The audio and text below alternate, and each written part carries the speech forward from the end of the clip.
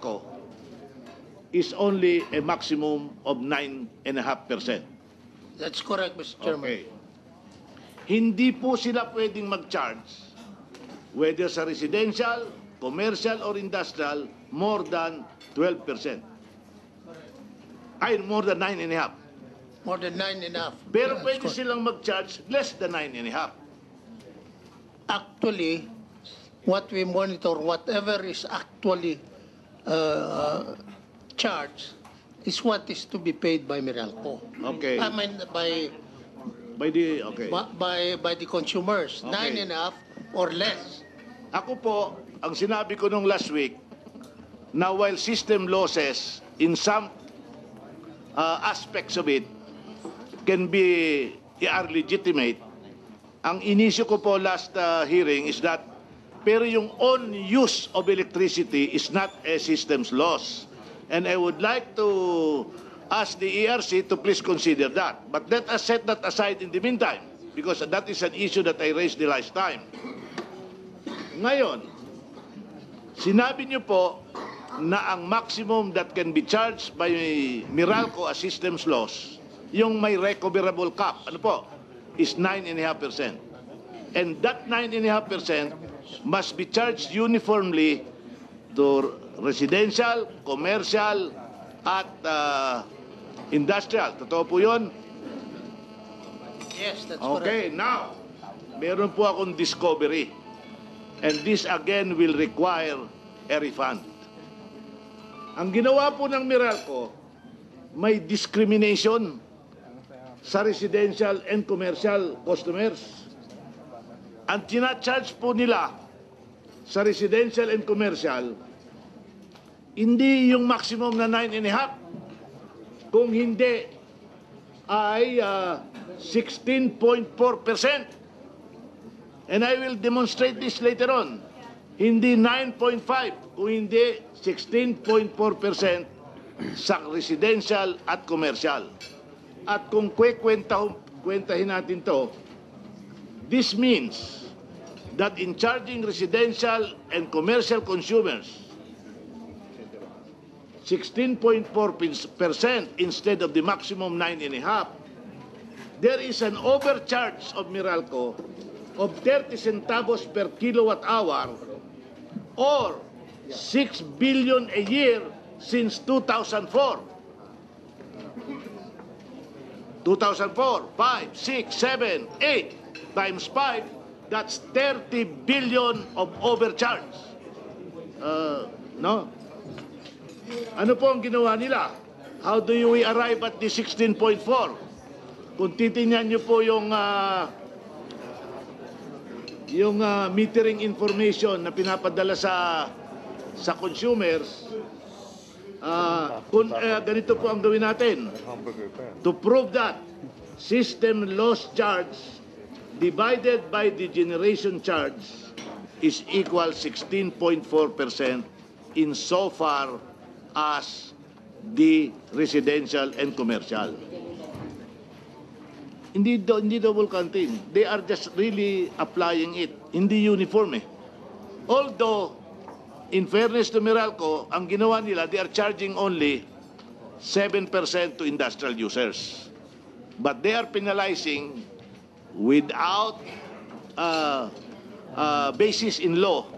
Dahil nakalagay po dito sa Anti-Pilferage Act, basta 9.5% maximum. Ngayon, Mr. Chairman, kung ito po ay patotohanan ko dahil nasa akin ang mga dokumento, hindi po ba tama na ang Meralco mag-refund Tama doon po. sa overcharge? Tama po. Okay, tatanungin ko ngayon ng Meralco, totoo ba? Huwag kayong magsisinungaling.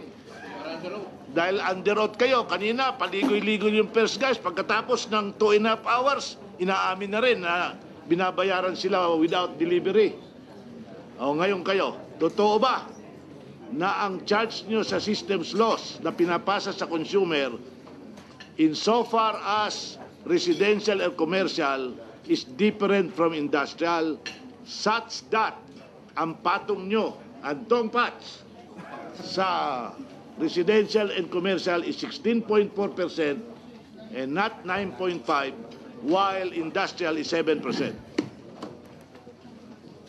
Please answer.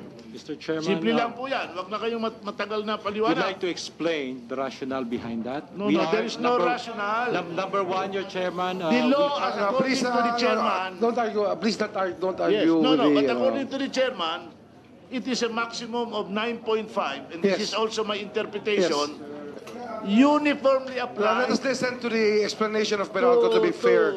to, I mean, we are here all types of to consumers. conduct a public hearing so we can craft legislation. So just to be fair, please answer the question rather completely and concisely. But please don't beat around the bush. Just give us yes, because, and then the result, okay? Like all other private DUs, Meralco complies to the 9.5% system loss cap that was imposed and specified under the Republic Act 7832. Why is it that, if I could be given a chance to explain why there is a claim that residential have a separate rate, may we explain that the system loss charge as designed under the unbundled rate design of all private utilities now who are also unbundled, the system loss charge was computed based on the service voltage that the customer is accepting power. Bakit po iba-iba ang system loss charge depende sa klase ng customer? Kasi po, siguro po naintindihan na po natin na yung kuryente po na galing sa Napacor na dinideliver ho, 230,000 volts po yan. Hindi ho yan pwedeng ilagay sa bahay. Masusunog po yung bahay. We step it down to different voltages. There are some industries which take voltage at 115, some take it at 69 kV, some take it at 34.5, some take it at 13.8 kV. Iyon po ay what we call primary voltage.